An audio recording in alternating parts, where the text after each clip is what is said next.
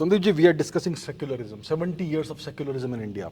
When did secularism first arrive in India and how has it fared so far? How has India fared so far under secularism?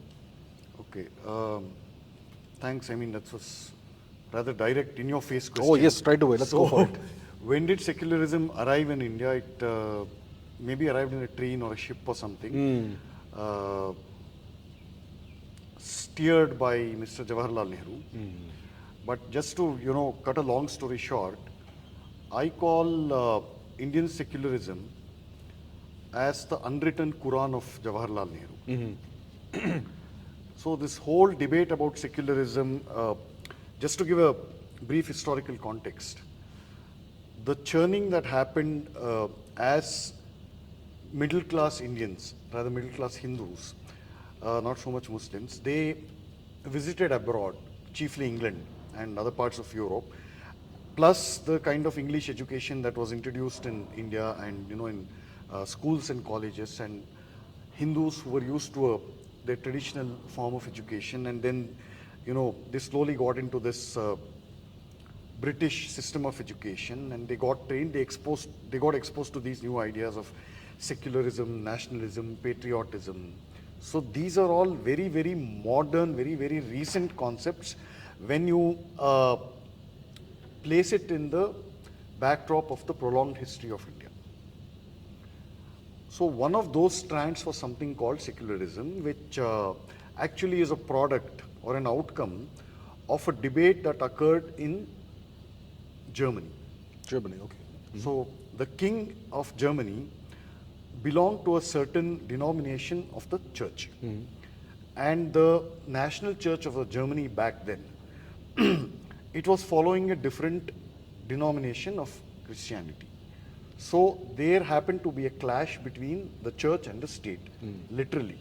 And this clash was existing earlier, but it didn't go to this level because the church had the Pope, who had the absolute, it was a Christian empire, basically, Europe. Yes. So although these kind of, subtle conflicts were always there underneath, for example, one Pope became so powerful that, he took a king of France as a prisoner. And vice versa. So one or two popes were imprisoned by the king of France in a castle. So as a climax of sorts, I'm actually, condensing a lot of things, omitting details. As a result of this German dispute, a doctrine was evolved where it was decided that for the same Christian society to live in harmony, there had to be a clear separation of power between the church and the state. Which means no matter the king's denomination was, no matter the individual church's denomination was, the church could not interfere with the state. Which eventually led to things like, democracy, the rest of the things. That is a story we are familiar with. So Indians who were exposed to these ideas, they did not have first-hand experience of this. It was an alien experience because India never had this kind of a thing. Yes. System. But this was dressed up by mid or late 19th century. The power of the church was pretty much gone. 95%, if not 100%, destroyed. So Indian Hindus who got exposed to these ideas had no experience of living in that society. But then they also had this colonial education impacted their psyche so deeply and instilled a sense of cultural shame in them. So, and they began to look at their own society through the lens given by this imported education. Yes. So you're caught, at all levels, and the worst kind of impact that it had on the Hindu psyche was a sense of self-shame, cultural shame. So they began to interpret, like I said, their own society through that lens. One. As a result, they thought, okay, everything that our society had before, so far, was responsible for our downfall. So what is the solution? Reject them totally. If you reject something, you have to replace it with something else. Makes sense, right? Yes. So what is that something else? So this huge debate, emerged. Different strands of Hindus who had imbibed these Western theories emerged. One was obviously these communists. Then other people like Mr. Nehru, V.K. Krishna Menon, all these guys, the guys who had studied in fancy schools and colleges in England, Oxford, Cambridge, those places. Some of them, Nehru, for example, was a direct disciple of Harold Lasky, one of the scoundrels responsible for brainwashing at least 2-3 generations of youths across the world. I see. And one of his victims was Nawab Nehru. Okay. So Nawab Nehru was a mixture of a lot of things. His upbringing was in a devout Hindu household, but who was devout in that Hindu household? It was the women. Okay. His mother, his wife. Okay, the women were devout. Okay. But in his own case, by his generation, Nawab Nehru's sisters, they were completely educated in the Western mode, wearing frocks and driving in European carriages. So his home in Anand Bhavan, it was actually a Nawabi culture there. I see. What aspect of Nehru, you observe him carefully, like from a 360-degree perspective. Show me one aspect of Nehru that is originally Indian in culture, color, taste, sense, sensibility. You will not find one. I see. Nothing about it. So this is a man who eventually was seduced first by Harold Lasky, then by communism. Then he goes on a tour to USSR. He's shown jails and he's shown what he wants, what would impress him. Prisoners were smoking. In USSR jail, prisoners were smoking. They had, soft beds. So it would dazzle anybody, right? So, wow, okay, they're given such light sentences. They're, treated, given 7-star treatment. This is such a compassionate country. What is responsible for it? The great ideology of communism. And who brought in this great communist revolution? Lenin, great leader. 4 days he stayed in communism in USSR, and he was treated like royalty. What Nehru didn't realize that it was a big drama enacted to seduce him. Right. And he got thoroughly seduced, came back and wrote one fat book about the miracles of communist revolution in Russia. So they cultivated this guy then because the opposition to Nehru was so strong in India, within his own Congress party, that all this debates, he used to be regarded as a clown. You should read those Congress party minutes of meetings and proceedings of various annual sessions of the Congress. You will get the impression that the rest of the Congress party treated him like a clown.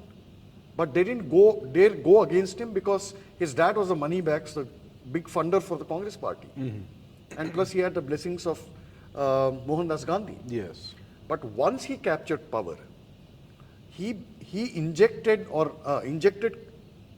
secularism because he couldn't convert India into a wholesale communist country because he knew the limitations. This was a totally different kind of a country. So he tried a soft porn version of communism called secularism. Does that answer your question? It does, yes.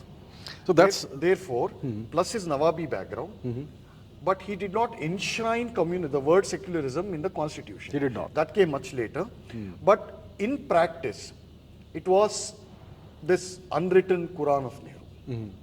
Anybody, any institution, any individual who did not speak or write in favor of this brand of secularism would have his career cut short, would give you the First Amendment of Article 19, freedom of speech subject to certain restrictions. certain reasonable restrictions. Reason- That's open to interpretation. Open to interpretation. Who will interpret it? Some court of law. So, subject to anything can be a reasonable restriction. Yes. Who Right? defines what's reasonable? Who defines? Yes. So, this is the outcome of that. So, it is an unwritten Quran. Right. So that's how secularism was injected into India by the elites, by the class of collaborators that Macaulay had hoped to create in India. Yes. And they were the elite who were anglicized, British educated, and who were ruling India. So then, how then we know that during the 1975 thing, emergency, it was enshrined in the preamble of the Constitution. Preamble. By hook or by crook, that's what was done. No, by crook only. By crook, essentially. That word was introduced at the behest of the communists who supported Indira Gandhi to the hilt, including the emergency. They put pressure on her to introduce that word, secular and socialist. So why were they so adamant on introducing this word? How did it serve their agenda? Great question, actually. Now, anyway, secularism had already been mainstreamed in the political, bureaucratic, institutional levels, right? But in practice, there were still courageous people who used to fight. Janasangh, RSS, committed individuals, private think tanks, organizations. But once you enshrine it in constitution, it is very, very hard to undo it, undo the preamble or alter the preamble. That would require 2/3 majority. It requires a certain kind of due process, to put it in a simplified fashion. Right. So once you make it official, it is very hard to change it. So you can make a case for anything and say that, whether it meets the test of the constitutional preamble. So if it is there in the preamble, if that thing gets if any case or any matter gets challenged in the court of law, it will be struck down saying that the constitution itself has this word. Right. So this is like the litmus test. So that's why it was introduced. But in what way did it further the communist agenda? What is the agenda, or what was the agenda of the communists? What did they seek politically and otherwise? And why did this word help them further their agenda? Okay. So the main agenda of the communists from day one when they started their activism was to transform India into a complete communist paradise, in their word. Okay. Where the land is will flow with milk and honey. Right, that one. Right, where there is complete equality. Yes. So this, the Russian USSR model. So this was their agenda from day one, communist logon ka. But what they did not encounter was the deep-rootedness of the Hindu resistance at all levels and primarily at the ground level. Right. This they had not bargained for. So they realized the enormity of this opposition, not necessarily violent opposition. Like one of the first things they did, that this whole Hindu society is by nature superstitious, regressive and outmoded and backward looking. So you could argue that, debate that with people, so-called intellectual class who had already been cut off from their roots by English education. But you go to a villager and try to tell them that, a murti of Vishnu or Durgama is simply a stone. They were pelted with stones. Right. Yes. So this they had not anticipated. Rather, the resilience of this they had not anticipated at all levels. So what they did was that they systematically improvised and re-strategized. Earlier they thought, by engineering mass revolutions, building a mass base of communist cadre, which they did, largely in urban cities and in some semi-rural pockets. But the devotion to Hinduism did not go. Right. Although they were communist cadre, once they went back home, they would follow their traditional practices. Okay? Right. So in their mind it was like, okay, this zamindar is oppressing me. That is why I'm a communist. Not to fight because- this evil guy. Otherwise you leave me alone. Right. Right. So they began to systematically build. In Andhra, for example, I'll take a random example. They built something called Prajanatya Mandali. Essentially a drama group where plays would be written and staged based on communist themes. Then you had Nukkad Nataks, street plays, and of course all these mainstream dramas enacted in cities, big cities like Bombay, Calcutta, Madras, these places. And K.M. Munshi incidentally writes that Bombay of the 40s and the 30s was the cockpit of communism. I see. So reputed physicians like Dr. Baliga, enormous funding and all they gave to this so-called communist cause. I see.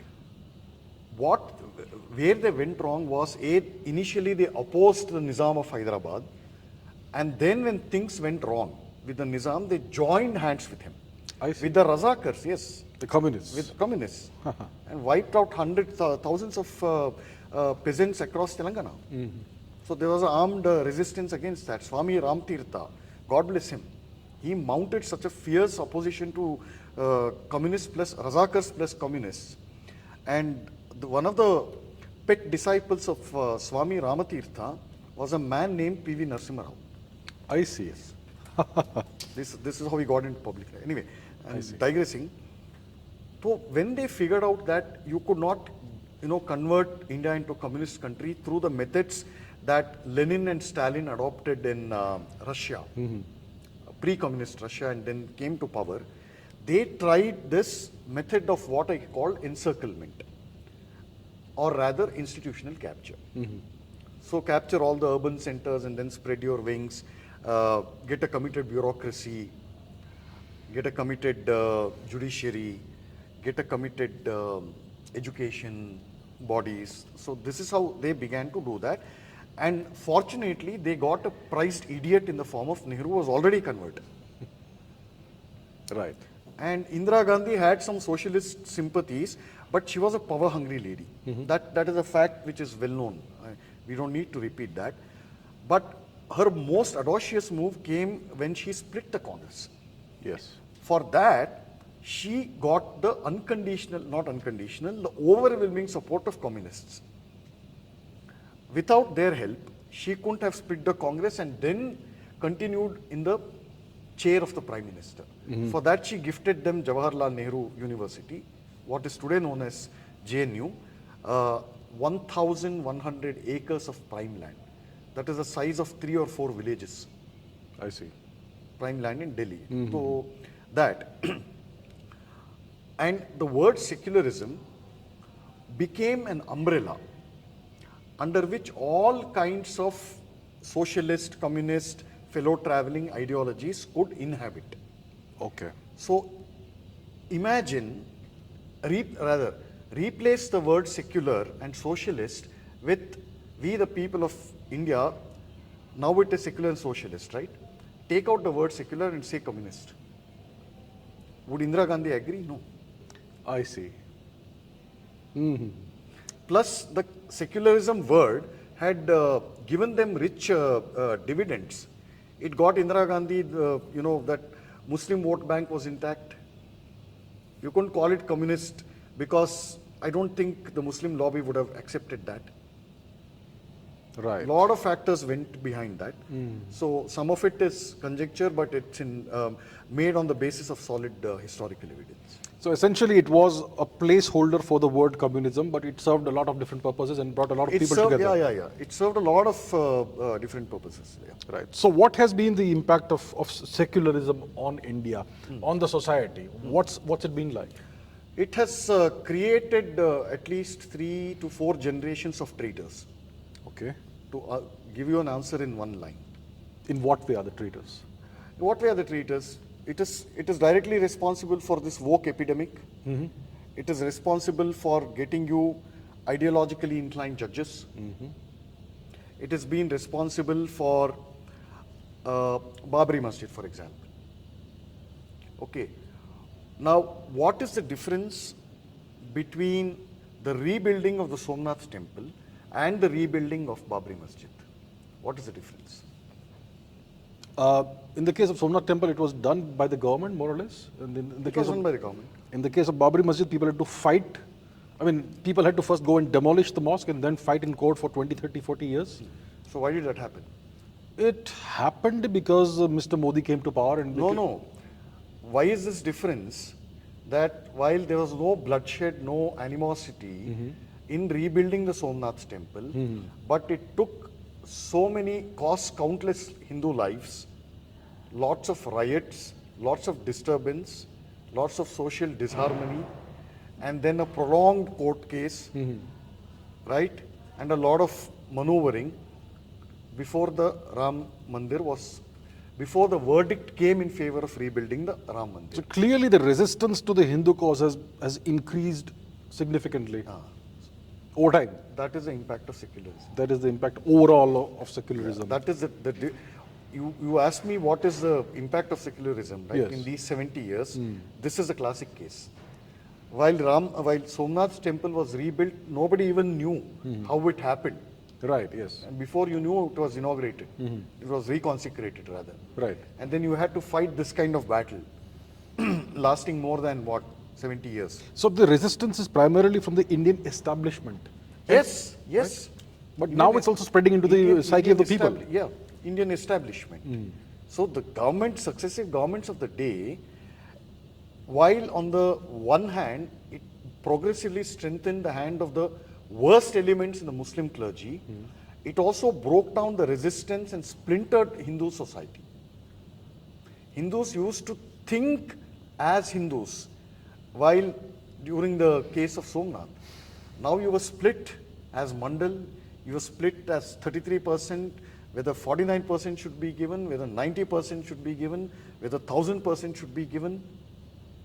So where is this element of bonding that had united Hindus in the case of Somnath temple, and that the fact that a nationwide agitation had to be undertaken by a mainstream political party to get this. This is what secularism is. Right, right. So what And is of course all the distortions of Yeah. history textbooks and the pollution that was introduced in public discourse, right? criminalization of politics, all these things are an impact. They essentially have gone hand in hand. So clearly secularism is an alien concept, an alien idea that has been force-fitted on Indian society. What is the solution going forward? How do we deal with this? Well, I don't think anybody speaks about secularism anymore.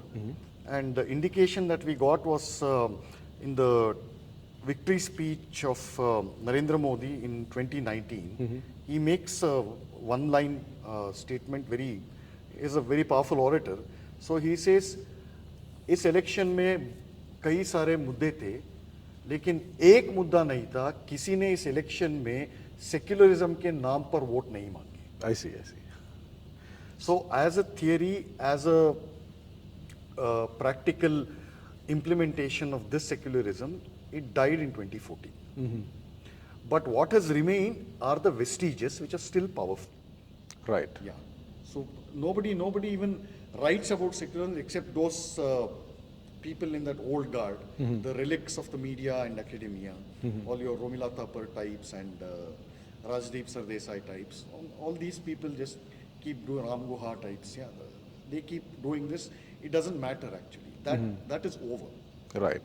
So secularism more or less lasted 70 years. It got over by 2017, 2019. As a decisive force in politics and public life, secularism was over.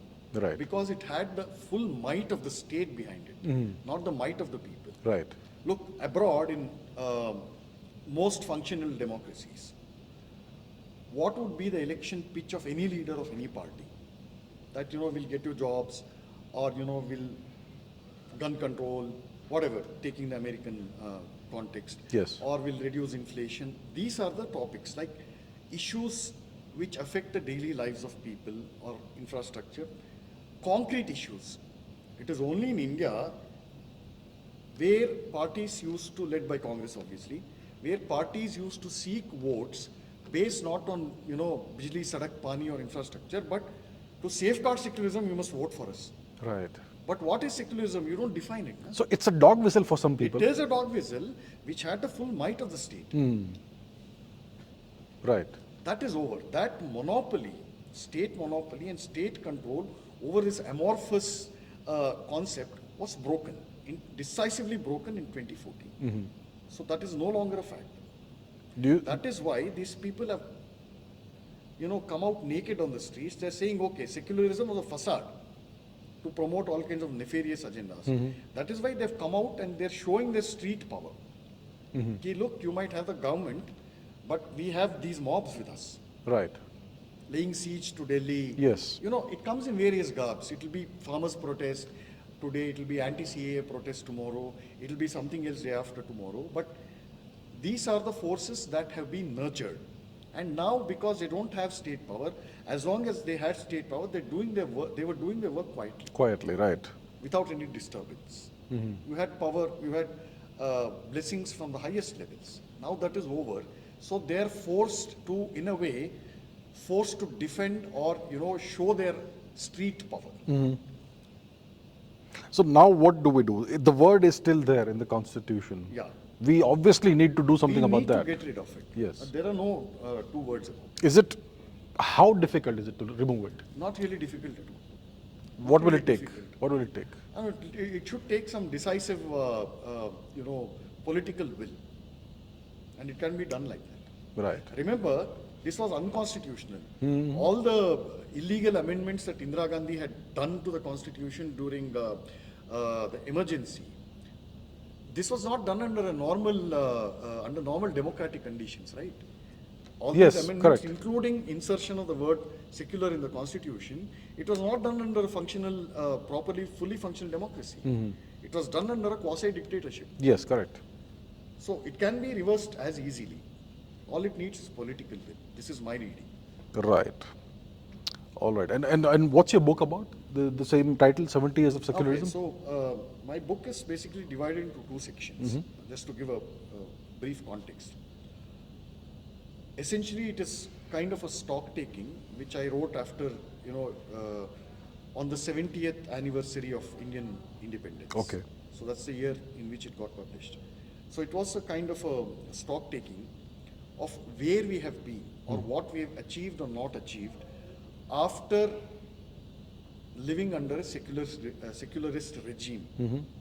Not my word, their word, Okay. for 70 years. Right. And what was India before this alleged world, this great paradise that India was supposed to become if it adopted secularism? What was in India before secularism? So it's divided into collection of essays organized around these two broad themes. I see. So there I explain, give you some glimpses about what is Indian statecraft, what were the things that inspired and built our culture, with concrete examples, a series of essays before this alleged secularism was adopted in India, and what were the evil impacts of secularism after 1947 or 1950, after the constitution came into force. So it's essentially that kind of a broad comparison. So I touch upon things like history distortion and rapid erosion of our cultural symbols and heritage, various other facets. Right. And the institutional decay, subversions at various levels, and the rampant inflow of, what can only be called subversive forces into India. Right. So this is broadly the scope of the book. Right.